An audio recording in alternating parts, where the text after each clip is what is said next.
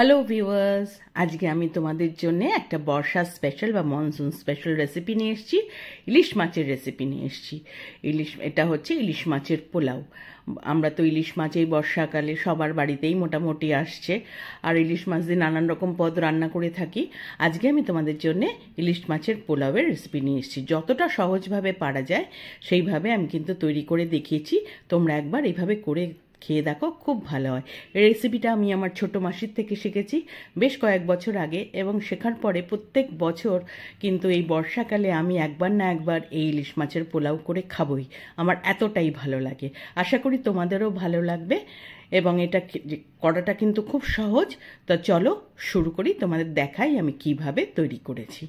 তা প্রথমেই আমি গোবিন্দভোগ চাল নিয়েছি 1 বাটি মতো। তো আমি গোবিন্দভোগ চাল দিয়ে করছি, তোমরা দুধের সৎ চাল দিয়েও করতে পারো বা বাসমতি রাইস দিয়েও করতে পারো। ভালো করে ধুয়ে জল ঝরিয়ে রেখেছি। 2টো ইলিশ মাছের পিস নিয়ে আমি ভালো করে নুন হলুদ মাখিয়ে রেখেছি। বড় 1 চামচ আদা বাটা রেখেছি, 4টে কাঁচা লঙ্কা রেখেছি, তেজপাতা রেখেছি, সাদা জিরে রেখেছি, আর 2টো এলাচ, 2টো লবঙ্গ, 2টো দারচিনির টুকরো আমি রেখেছি। এই মোটামুটি লাগবে। আর নুন মিষ্টি হলুদ তো লাগবে, আর সামান্য ঘি লাগবে। প্রথমেই আগে আমাকে মাছটা ভাজতে হবে। আমি কড়াইতে বড় 1 চামচ সর্ষের তেল দিয়ে, তেলটা গরম হলে তাতে মাছগুলো এক এক করে দিয়ে দিলাম। দিয়ে মাছগুলোকে সুন্দর করে আমি ভেজে নেব। 2 পাশ ভালো করে উল্টিয়ে পাল্টিয়ে বেশ সুন্দর কড়া করে একটু মাছটা ভাজতে হবে, কারণ এই মাছগুলো দিয়েই পরে পোলাওটা তো আমি তৈরি করব। তাহলে তখন কিন্তু নাহলে মাছগুলো ভেঙে যাবে। সুন্দর করে কড়া করে দেখো আমার মাছ ভাজা হয়ে গেছে, আমি কড়াই থেকে তুলে নিলাম। এবার ওই তেলেই আমি পোলাওটা করব। প্রথমে আমি তেজপাতাটা দিয়ে দিলাম, সাদা জিরে আর গরম মশলাগুলো ফোড়নে দিয়ে দিলাম। একটু নাড়াচাড়া করে নিয়ে এগুলো ভাজা হলে একটু তার মধ্যে 1 চামচ আমি ঘি দিয়ে দেবো। ঘিটা দিয়েও ভালো করে নাড়াচাড়া করে একটু ভেজে নেব। সুন্দর ঘিটা ভাজা গন্ধ বেরোলে এইবার তার মধ্যে আমি যে আদা বাটাটা রেখেছি সেই আদা বাটাটা এবার আমি দিয়ে দিলাম। প্রথমে আদা বাটাটা দিয়ে এবার আদা বাটাটার কাঁচা গন্ধ যাতে চলে যায় একটু নাড়াচাড়া করে নিলাম। নিয়ে এইবার চালটা আমি দিয়ে দিলাম। দিয়ে এইবার সমস্ত কিছুর সঙ্গে চালটা ভালো করে আমি মিশিয়ে নেব, নিয়ে ভাজবো। আমরা জানি যে সবসময় পোলাওয়ের চাল সুন্দর করে ভেজে নিতে হয়। তাহলে এইভাবে কিছুক্ষণ ভাজার জন্যে তার মধ্যেই আমি নুন মিষ্টিটা দিয়ে দেব। আমি 1 চামচ নুন দিলাম, আমি 1 চামচ চিনি দেব, আর আমি 1/2 চামচ হলুদ দেব। নুন চিনি হলুদটা দিয়ে এইবার ভাতের সঙ্গে ভালো করে মানে চালটার সঙ্গে ভালো করে আমি মিশিয়ে নিয়ে কিন্তু ভাজাভাজিটা করব। একটুখানি বেশ যতক্ষণ না চালটার কালারটা চেঞ্জ হয়ে যাবে, একদম স্বচ্ছ হয়ে যাবে, একটু সাদা সাদা রং এসে যাবে, ততক্ষণ আমাকে ভাজতে হবে। দেখো আমি সুন্দর করে নাড়াচাড়া করে বেশ কিছুক্ষণ ধরে একটু ভেজে নিচ্ছি। এবার দেখো সুন্দরভাবে যখন ভাজা হয়ে যায় আমি দেখিয়ে দিচ্ছি কালারটা মোটামুটি চেঞ্জ হয়ে এসছে। এইবার আমি এতে জল দেব। আমি যেহেতু 1 বাটি চাল নিয়েছিলাম তাই আমি 2 বাটি জল দিতে হয়, কিন্তু আমি দেব না, আমি 1.5 বাটি মতো জল দেব। সব সময় একটু কম করে জল দেবে, নাহলে কিন্তু চাল নরম হয়ে যায়, ভাতটা যখন হবে একদম নরম হয়ে যাবে। তাহলে এইভাবে জলটা ভালো করে মিশিয়ে দিয়ে এবার আমি ঢাকা দিয়ে গ্যাসটা মিডিয়াম থেকে স্লো করে আমি 10 মিনিট রাখলাম। 10 মিনিট পরে ঢাকা খুলেছি, দেখো চালটা সুন্দর বেশ সেদ্ধ হয়ে গেছে। জল কিন্তু এখনও রয়েছে চালে, আর চালটা কিন্তু পুরো সেদ্ধ হয়নি।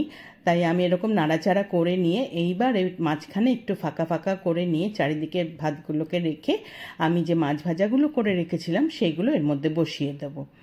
এইবার বসিয়ে দিয়ে আমি যে ভাতটা তৈরি হয়েছে সেই ভাতটা দিয়ে আমি এই মাছগুলোকে সুন্দর করে ঢেকে দেব। সুন্দরভাবে এবার ঢেকে দিলাম মাছগুলোকে। দেখো এবার ঢেকে দেওয়ার পরে এইবার আমি যে কাঁচা লঙ্কা যে 4টে রেখেছিলাম সেই 4টে কাঁচা লঙ্কা এবার ওপর থেকে আমি দিয়ে দিলাম।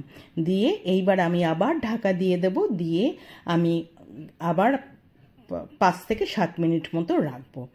5-7 মিনিট পরে আমি খুলেছি, বেশ সুন্দর গন্ধ বেরোচ্ছে, ভাতটা মোটামুটি হয়ে গেছে আমি দেখেই বুঝতে পারছি।